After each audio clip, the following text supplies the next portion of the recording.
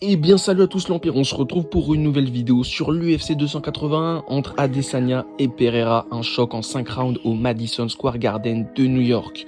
Mais tout d'abord on va commencer par le combat, le gros combat entre Michael Chandler et Dustin Poirier. C'est parti. Dustin Poirier contre Michael Chandler, un choc titanesque du haut des classements des lightweight. On peut s'attendre à une guerre mondiale entre les deux Américains. On est sur deux combattants extrêmement complets, à la fois au sol et debout. Il faut savoir que toutes les victoires à l'UFC de Michael Chandler sont par KO. Dustin Poirier, lui, est à 9 victoires par KO à l'UFC et ses 2 dernières victoires le sont également. Pour rentrer dans une analyse technique du combat, je pense que Chandler va faire une entrée en matière explosive en anglaise face à Dustin Poirier. Il va tout simplement lui rentrer dedans. Et du côté de Dustin Poirier, je pense qu'il va accepter la bataille et que ça va être sensationnel. Ça va s'envoyer des crochets, des uppercuts dans tous les sens. Et il y a un des deux qui va finir knockdown. En parlant de knockdown, il faut savoir que sur ces 4 combats à l'UFC, Michael Chandler a pris 3 knockdowns. Et je vais me pencher sur cette stat pour avoir un petit avis déjà sur ça. Je pense que si ça se passe comme ça, Dustin Poirier aura un avantage sur Michael Chandler. Et c'est pour moi la deuxième option dans ce combat, un Michael Chandler qui lutte et qui s'en sort très bien comme ça. On a pu voir que lorsqu'il est en difficulté dans ses combats, quand il prend un knockdown ou autre, il se met directement à lutter. On a pu le voir contre Ferguson, il a envoyé un gros double leg. Ça lui a permis de récupérer, de bien gérer son combat. Et pareil pour Gaethje, il a essayé de lutter au deuxième, troisième round. Malheureusement, il était cuit. Il l'a fait trop tard. Et il avait plus d'énergie dans sa lutte. Donc là, s'il commence à lutter tôt contre Dustin Poirier, je pense que le combat peut tourner clairement à son avantage. Donc pour ma part, ce combat sera vraiment très serré. Dustin Poirier, pour moi, aura l'avantage en anglaise. Il a l'habitude de faire des 5 rounds sans s'épuiser en plus de ça. Et Michael Chandler, il aura l'avantage en lutte et en grappling. C'est important de savoir que voilà, il a une grande carrière en lutte, Michael Chandler. À la base, c'était un lutteur, faut le savoir. Plus de 100 victoires en carrière pro. Il a été qualifié 5 fois en division 1 des NCAA. Et il a aussi été vice-champion des Big 12. Donc il a vraiment un gros background en lutte. Malheureusement, le problème de Michael Chandler, c'est que voilà, il veut faire beaucoup de entertainment. Donc ça va être un souci. Par rapport à ses game plans qu'il n'arrive pas à suivre justement à cause de ça. Donc alors qu'en vrai ça pourrait être un monstre dans cette catégorie, Michael Chandler, et je trouve ça vraiment dommage. En plus de ça, faut le rappeler qu'il a été le premier combattant à avoir éteint net Tony Ferguson. Tony Ferguson qui était vraiment connu d'ailleurs pour son menton, et ça c'est très impressionnant. Pour revenir sur les pronostics, je vais donner Dustin Poirier gagnant, alors que je suis un très grand fan de Chandler.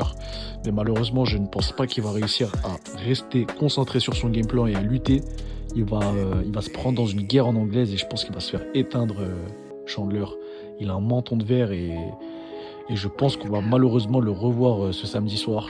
Et par conséquent, pour moi, ce sera Dustin Poirier par KO au deuxième round.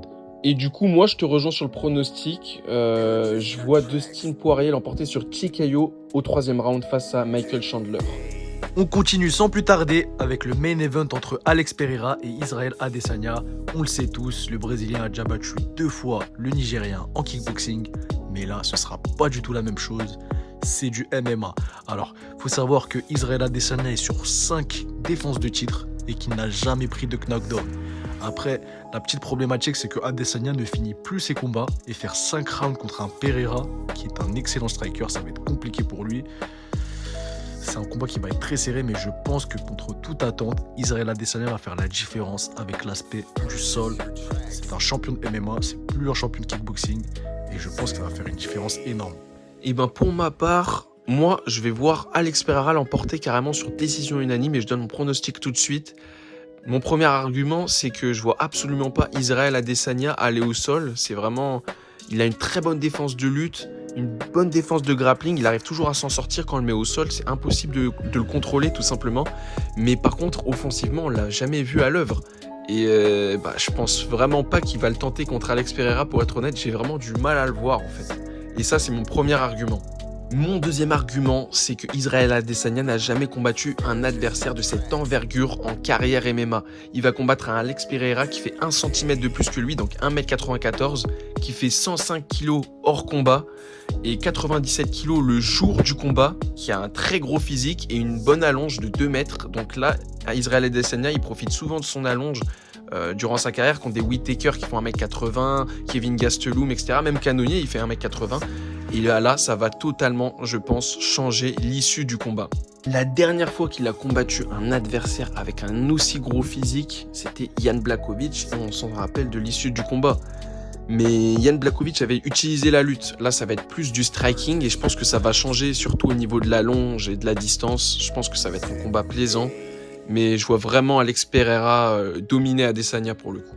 Alors oui, peut-être que Adesanya n'utilisera pas sa lutte offensivement, mais le simple fait que ce soit une éventualité brouillera la défense de striking de Pereira. Adesanya va profiter de cette pression psychologique, de cette menace pour placer son striking et le dominer. Je pense que Adesanya sera meilleur que Pereira en striking. Et en plus de ça, Israël Adesanya ne s'est jamais fait finir en MMA. Pereira, lui, on l'a vu finir très rapidement ses combats. On n'a aucune information de lui sur 5 rounds en MMA. On ne sait pas ce que ça donne. Et ça donne un avantage net au champion. Et donc, toi, tu donnes Pereira. Pour ma part, je vois le champion rester champion et gagner à la décision une nouvelle fois. Et bien voilà l'Empire, ce sera tout pour cette analyse de l'UFC 281. Dites-nous en commentaire qui vous voyez l'emporter pour ces deux combats. Si vous avez kiffé la vidéo, n'hésitez pas à mettre un pouce bleu, à vous abonner et à activer la cloche.